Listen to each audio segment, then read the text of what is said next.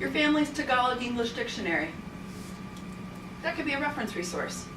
If you're talking to your grandmother, for example, and you forget a particular word, and you're trying to describe something, could you use a Tagalog English dictionary?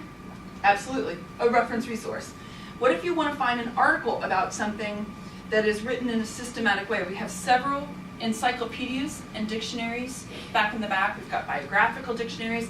Anything that you can use to get data would be considered a reference resource. Does that sound good? So would anyone like to summarize for us the primary, the secondary, the sonic, and the reference resources?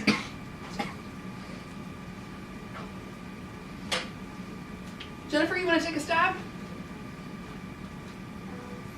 sonic has to do with hearing, Mm-hmm. or listening. Good. The primary source is like where it originally came from. Excellent. Secondary is the second hand, which like I'd say, Caden, that's a really good memory trick.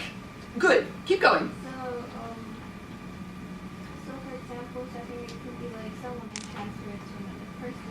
Yes, Professor Marcus, could you get the transformation of black music, please? Oh. It Yeah. maybe on a stand. That book right there is the one that my boss and I just finished, and we talk about all kinds of music going way back to 711 AD. I am not that old. Thanks, Katie, for laughing. So clearly, some of what I did was a secondary. I'm writing a secondary source. Does that make sense? So Jennifer, I like that way. I'm drawn to the way that you remember that. And did we get all of them? Was there one last more reference? Reference.